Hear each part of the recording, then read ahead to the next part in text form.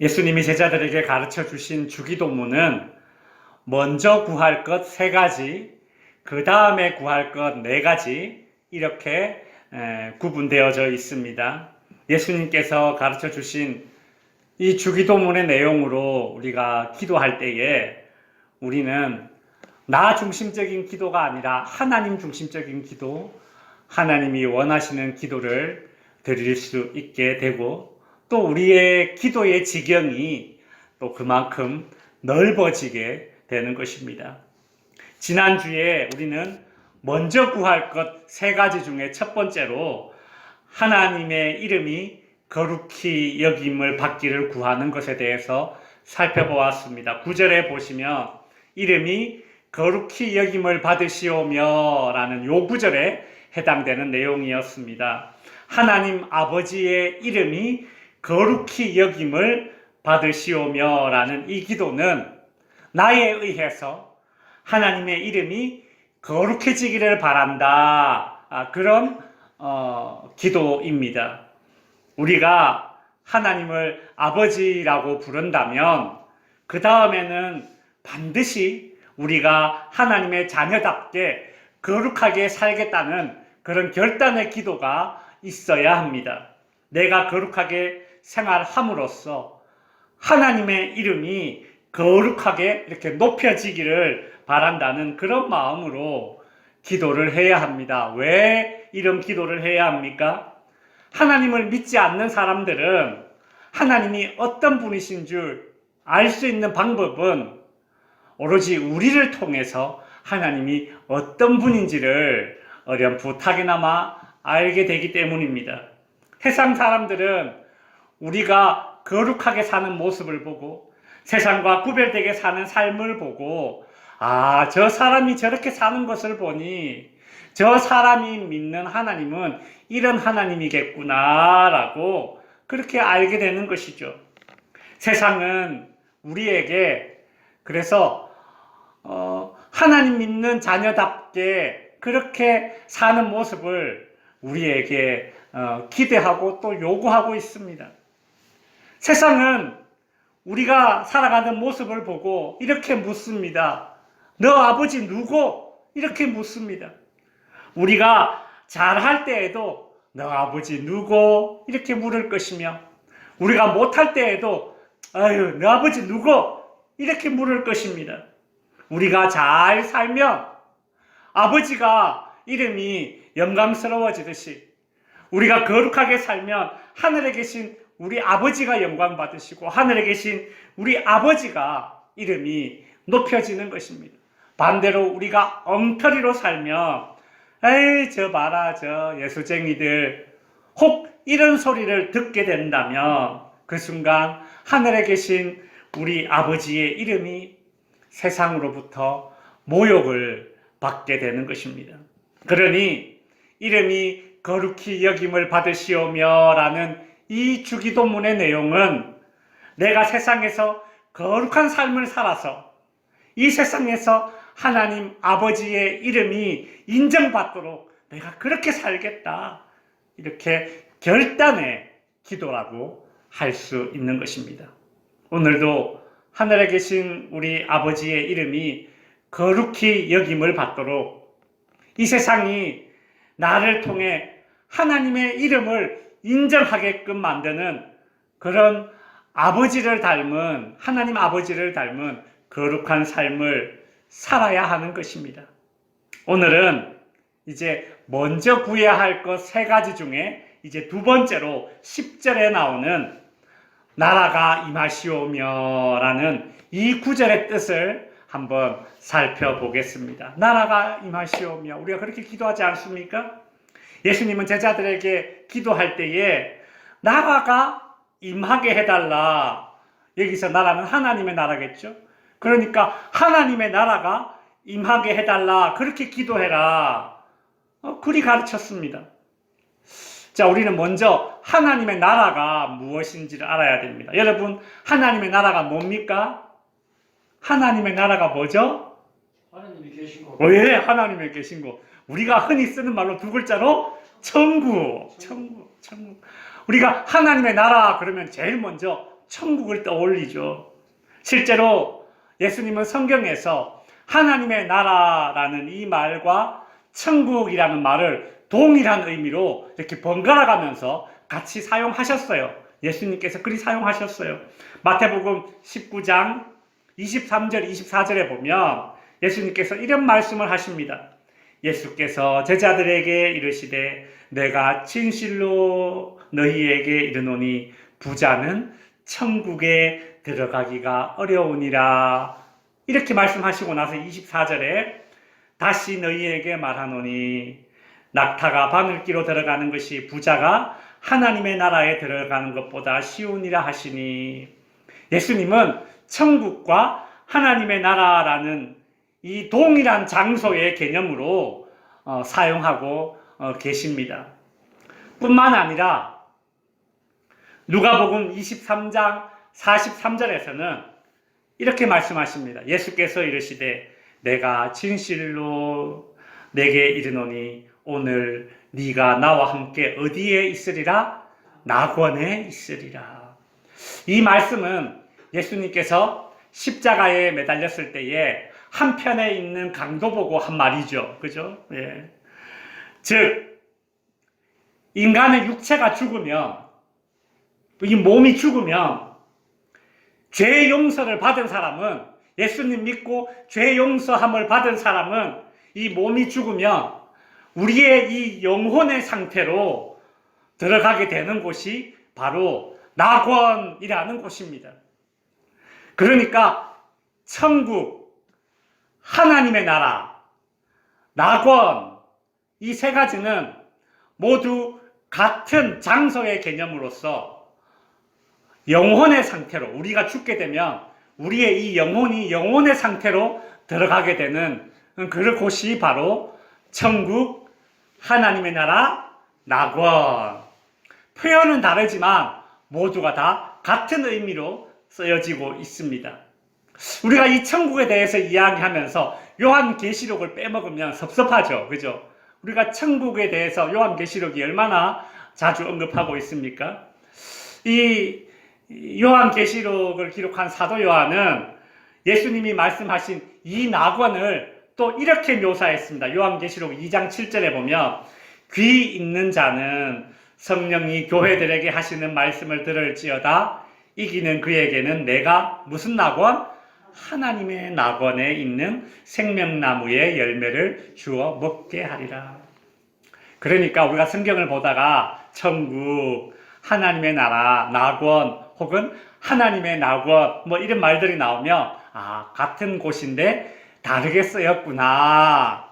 덕지삼리, 또 다른 말로 하강덕 이렇듯이 다양하게 이렇게 쓰였지만 같은 장소적인 개념을 가지고 있구나. 그렇게 이해하시면 됩니다.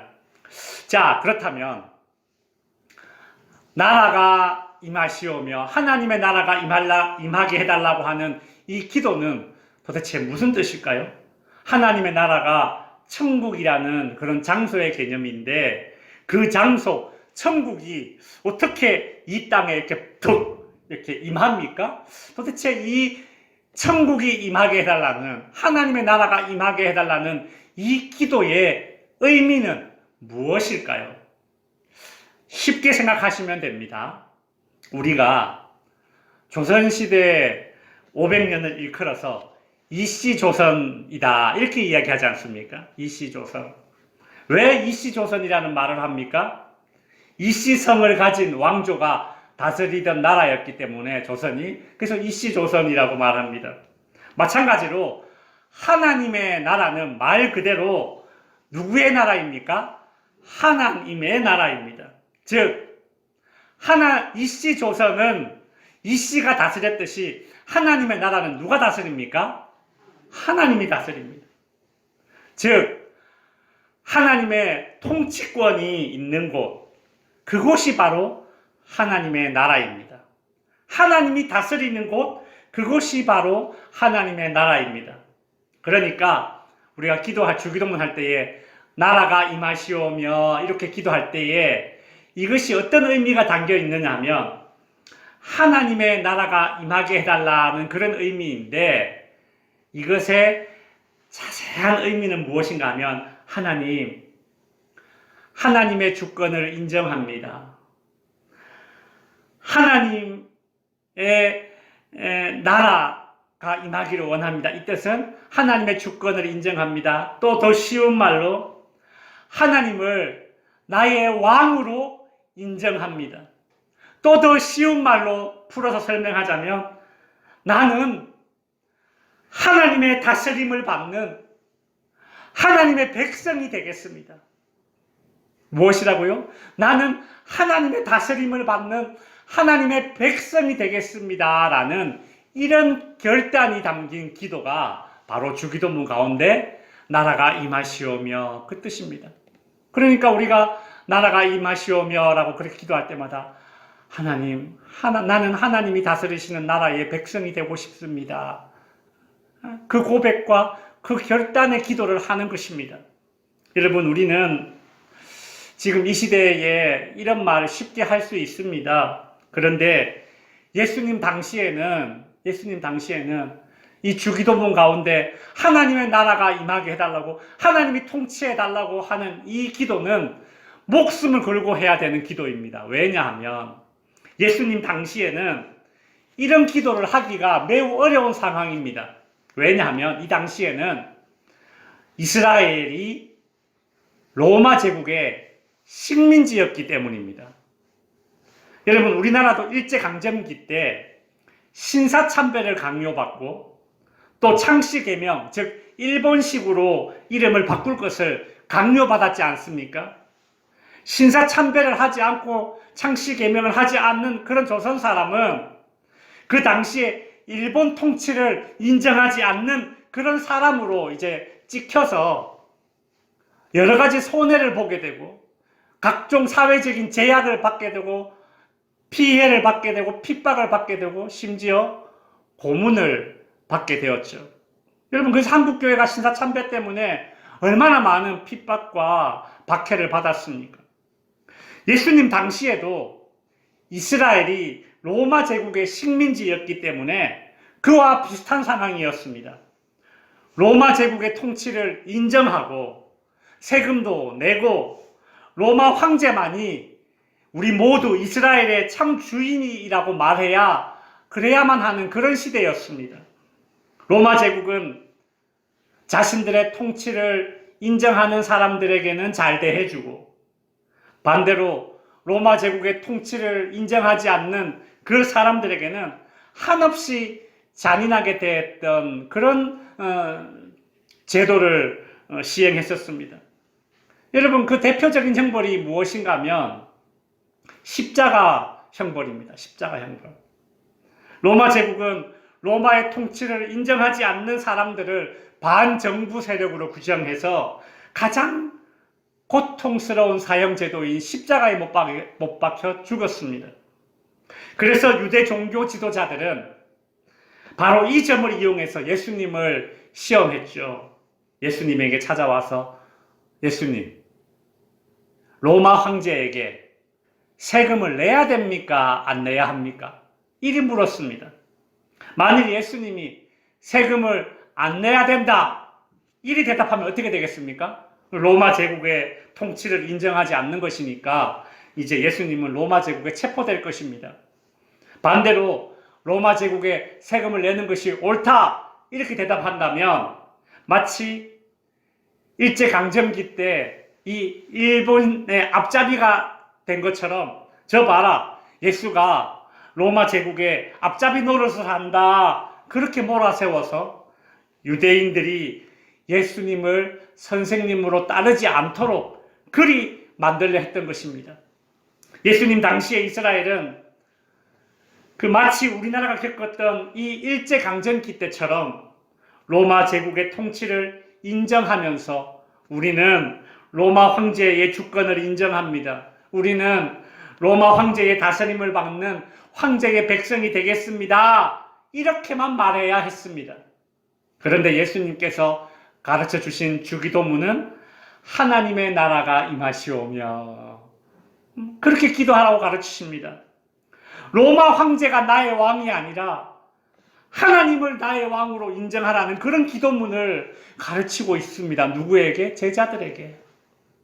로마 황제의 통치를 받겠다고 말하는 것이 아니라 하나님의 통치를 받겠다라고 말한다면, 만일 이렇게 기도문을 외우게 된다면 이 제자들은 반정부 세력으로 혹은 쿠데타 세력으로 간첩이자 반동자로 이 로마 제국에 찍혀서 아주 곤란한 지경에 처하게 될 수도 있습니다.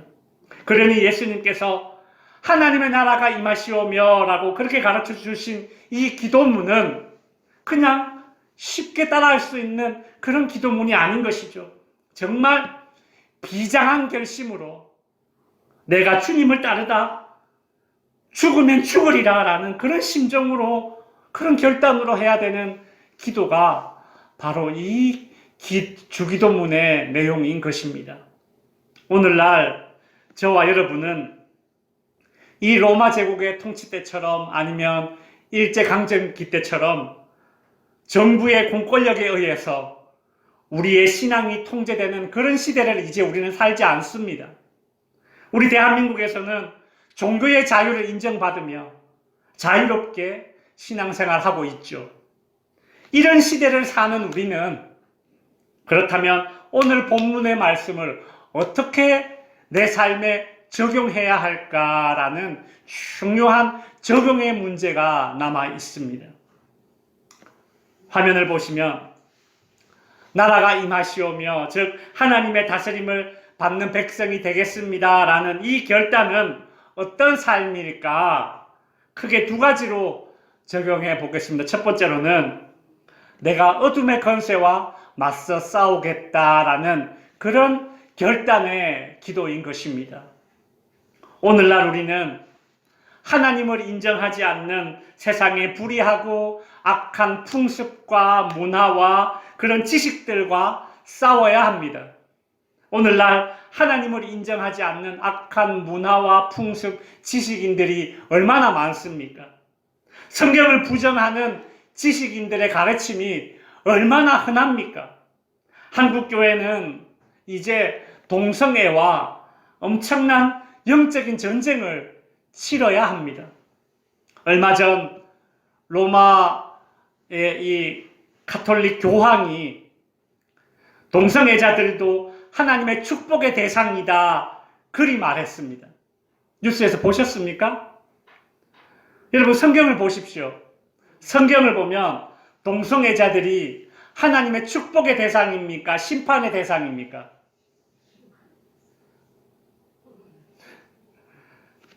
물론 동성애자들도 구원받습니다. 단 회개하고 돌이키고 예수 그리스도를 믿으면 구원받습니다. 맞죠? 동성애뿐만이 아니라 그 어떤 죄인이라도 예수 그리스도를 믿고 회개하고 돌이키면 구원받습니다. 그런 의미에서 이 로마 가톨릭 교황은 이렇게 말해야 했습니다. 동성애는 분명한 심판의 대상입니다. 단 예수를 그리스도로 믿고 회개하고 돌이키 그런 동성애자들은 축복의 대상입니다. 이리 말했어야 됩니다. 이리 분명하게 말했어야 합니다. 그런데 로마 가톨릭 교황은 두리뭉실하게 말함으로써 이 동성애자들의 공격을 피하려 했던 것입니다. 여러분, 이것은 하나님의 나라가 임하시오며 라고 그렇게 주기도문을 외우는 이 땅의 교회와 신자들의 입장이 될 수 없는 것입니다.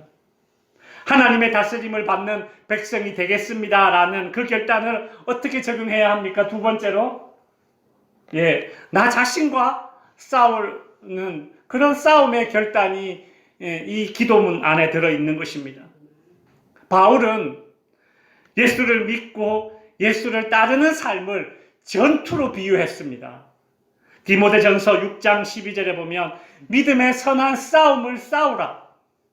로마서 8장 13절 영으로 몸의 행실을 죽이면 살리니. 이거 이순신 같지 않습니까? 그죠? 살고자 하면 죽고 죽고자 하면 살리라. 영으로서 몸의 행실을 죽이며 산다. 에베소서 6장 11절 하나님의 전신갑주를 입어라. 전투복 입으라는 얘기 아닙니까? 싸울 준비하라는 것이죠. 디모데후서 2장 3절 너는 그리스도의 좋은 병사로 나와 함께 고난을 받으라. 여기서 고난은 무엇입니까? 아주 엄청나게 힘든 지옥 훈련을 의미하는 것입니다. 병사가 되어서 아주 힘든 그런 훈련을 받으라는 것입니다. 왜요? 싸우기 위해서.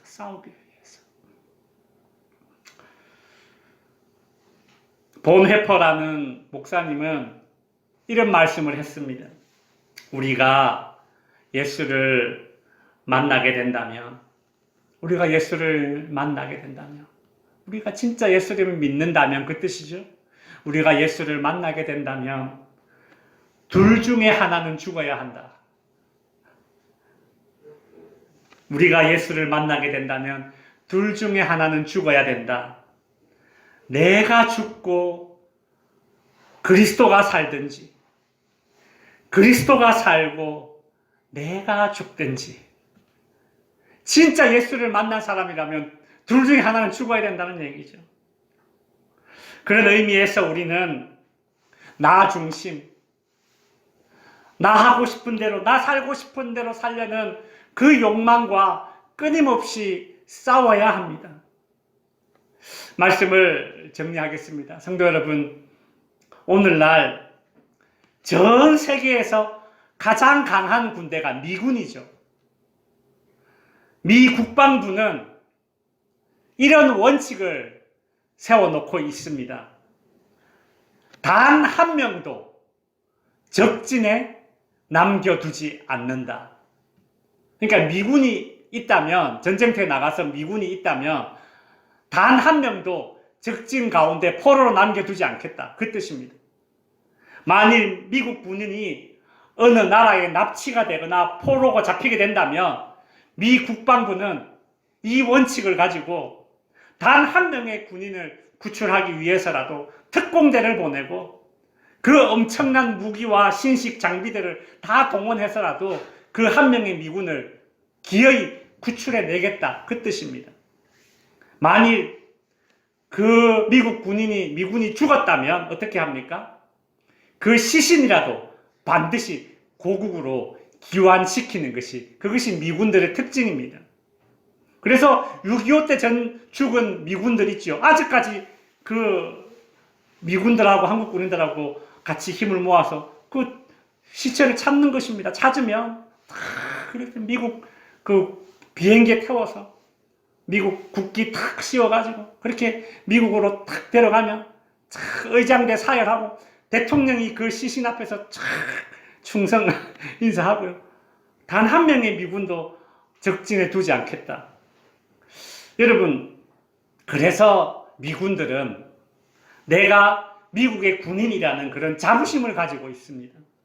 그리고 미 국방부의 명령이라면 전 세계 어디든 가고 미 국방부의 명령이라면 그 세상에서 가장 힘든 훈련을 기꺼이 감수해내는 것입니다. 여러분, 우리가 주기도문을 외우면서 하나님의 나라가 임하시오며 라고 기도하는 것은 하나님의 통치를 받는 하나님의 군사가 되어서 이 세상과 싸우겠다라는 그런 결단입니다. 하나님의 통치를 받는 하나님의 군사로서 세상의 악한 풍조, 문화와 맞서 싸우고 하나님의 통치를 받는 하나님의 군사가 되어서 내 살고 싶은 대로 사는 당나라 군사가 아니라 하나님의 군사를 훈련받는 수고를 내가 기꺼이 감당하겠다. 그 다짐과 그 결단을 하는 기도가 바로 나라가 임하시오며 이 기도 안에 담겨진 깊은 의미라고 할 수 있습니다. 바라기는 세상의 어둠의 권세와 또 삐뚤어진 자아와 싸울 때마다 하나님의 나라가 임하기를 원한다고 기도하는 그런 담대한 결단으로 싸워서 승리하는 저와 여러분들 될 수 있기를 주님의 이름으로 축원드립니다. 기도하겠습니다.